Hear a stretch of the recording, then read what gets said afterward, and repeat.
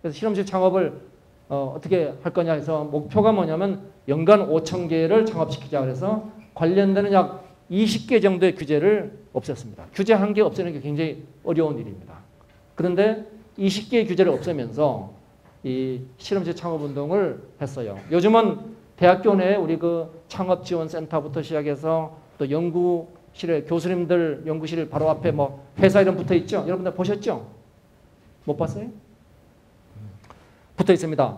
근데 이 당시에만 하더라도 그건 상상을 할 수 없는 일이에요. 이 실험실 창업운동 하면서 제가 전국을 다니면서 이렇게 했는데 물론 연대도 왔었죠.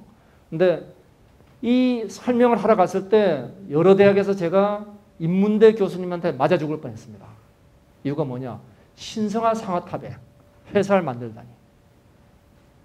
회사 내 학교 안에 회사를 만든다는 건 있을 수가 없는 일이었습니다. 이거를 이 당시 이제 한 거죠. 그 창업보육센터가 만들어졌습니다. 자, 그 다음에 이제 99년도에 봤더니 이제 뭐가 필요하냐 했더니 세계로 나가야 된다. 그래서 세계로 나가는 프로젝트를 합니다. 그래서 그걸 하기 위해서 전 세계 조직을 하죠. 이것이 인케입니다. 그리고 2000년도는 어떻게 하느냐? 2000년도에는 수많은 벤처가 만들어졌는데 이 중에서 사업화 성공한 데가 있어요. 그 중에서 봅시다. 일부는 자체 시장 개척하겠죠. 근데 이 성공 확률이 굉장히 낮아요. 그래서 기술 개발을 성공하더라도 세계 시장에 나가서 성공하는 게 굉장히 어렵습니다. 이게 성공률이 1% 수준입니다. 그럼 어떻게 할 거냐?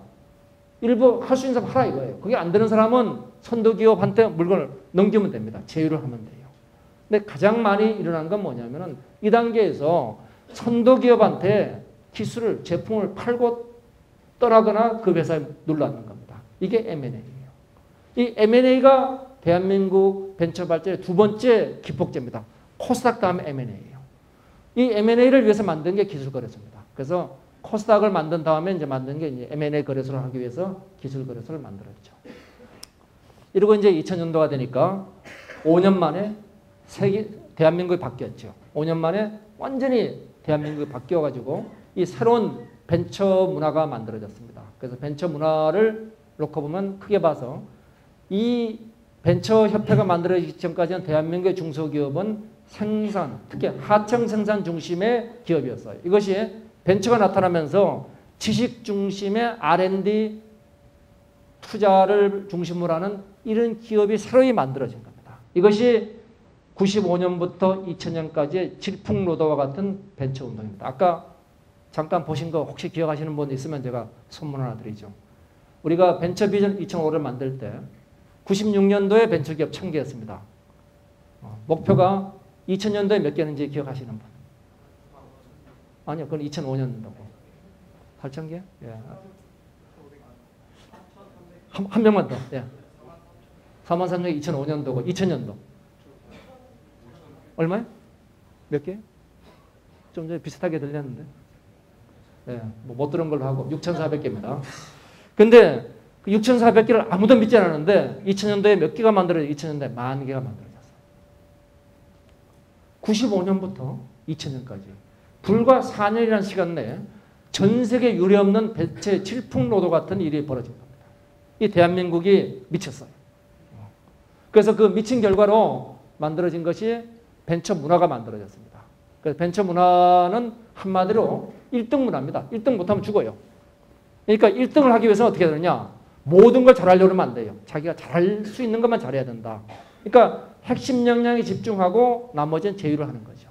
그래서 벤처 문화의 특징을 쭉 나열해 보니까 이런 것들이 나오더라. 자, 기본적으로 벤처 문화는 한마디로 그 새로운 연구를 하면서 거기서 도전을 하고 자기가 못하는 건 협조를 받고 그러니까 여기서 도전을 하기 위해서는 통제는 최소화시키고 사후평가를 주로 하고 자율경영을 하고 이런 것들이 벤처의 특징입니다.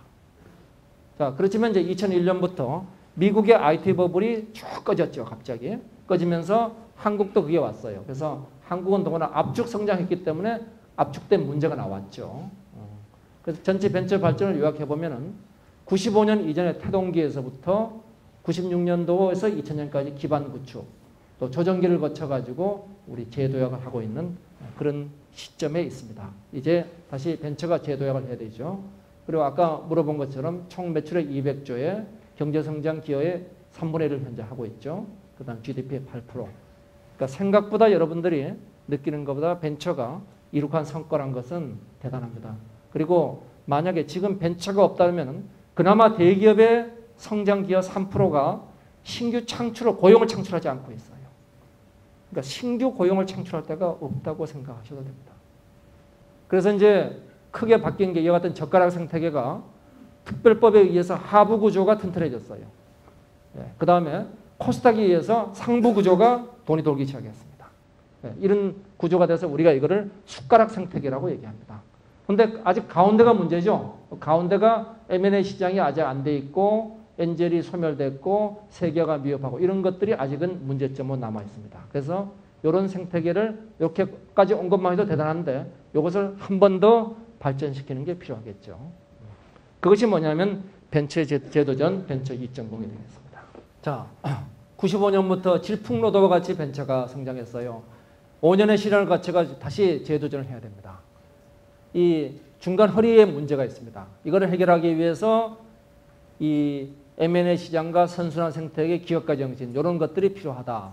그래서 벤처 1.9과 2.0을 제가 한번 비교를 해봤습니다. 비교를 해보니까 이렇게 비교가 돼요. 벤처 1.0에서는 코스닥, 즉 IPO가 중심인데, 상장이 중심인데 이건 M&A가 중심으로 가야 된다. 이게 우리가 새로 해야 될 일. 그 다음에 벤처기업 특별법에 의해서 제도적으로 이끌어왔다면 이거는 시장 중심으로 가야 된다. 그 다음에 1.0에서는 기술이 중요하다고 생각했는데 이제는 기술뿐만 아니라 시장과 결합해야 된다. 그리고 IT 중심이었는데 이제는 IT가 아니고 IT 융합으로 간다. 그리고 불패에서 필승으로 간다. 그리고 제가 여기 4개의 S로 요약을 했습니다. 정신, 스피드, 스피릿, 스킬, 스페시픽 솔루션 이렇게 했고 이제 벤처 2.0은 제가 특징을 보니까 패러다임 변화를 해야 됩니다. 패러다임이 변해야 되고 그리고 이들이 만드는 건 뭐냐면은 단일 솔루션을 만드는 게 아니라 플랫폼을 만들려고 노력을 해요. 그래서 4P다 하고 정의를 하고 있죠. 자, 큰 변화를 봅시다. 큰 변화를 이제 지식경제를 넘어서 새로운 경제가 다가옵니다. 새로운 경제가 이건 제가 붙인 이름인데 창조경제라고 이름을 붙였어요. 미국 S&P 500대 기업 가치를 놓고 보니까 놀라운 일이 벌어졌습니다. 뭐냐면 1985년도에 32%의 기업 가치가 무형자산이었습니다. 이것이 2005년도가 되니까 80%가 됐어요. 이건 뭐냐? 눈에 보이는 유형자산. 유형자산은 뭡니까? 토지, 건물, 제품 이런 것들 다 합쳐도 20%밖에 안 돼. 이제는 뭐냐? 전 세계 경제가 이와 같이 눈에 안 보이는 무형자산으로 이루어져 있습니다. 이것이 조만간 이렇게 됩니다. 이제 토지 중요하지 않다는 거죠. 그러면서 기업의 주된 그 가치가 어디서 만들어지는가 봤더니 생산에서 만들어졌던 시대를 우리가 산업경제라고 얘기합니다. 이것이 R&D와 마케팅으로 이동한 경제를 지식경제라고 얘기해요. R&D가 IP로 이동하고 마케팅이 고객관계로 이동을 합니다. 그래서 이 전체 경제 사이클이 완전히 변해요. 한번 봅시다. 애플이 잘하는 게 뭡니까? 생산을 잘해요? 그런 얘기 들어본 적 없죠? 자기가 생산하긴 합니까? 안 하죠? 대만 회사가 하고 있죠? 자, 그럼 애플이 뭘 잘하죠? 개발 잘해요? 개발도 안 해요, 그 친구들.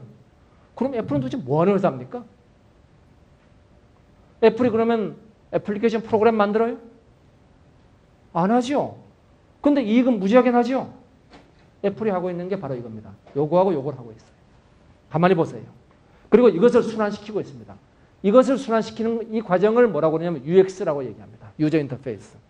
그 다음에 이 IP를 가지고 소위 멀티터치에 관한 모든 특허들은 애플이 만든 건 아닌데 애플이 다 사들였습니다.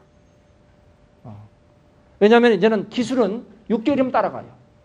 특허가 중요합니다. 특허가. 여러분들 여기 거의 대부분 공과대학인가요? 예, 공과대학이 앞으로 기술 중에서 R&D 가지고 승부를 내겠다. 점점 어려워집니다. R&D는 오래 안 가요. 특허가 오래 가요.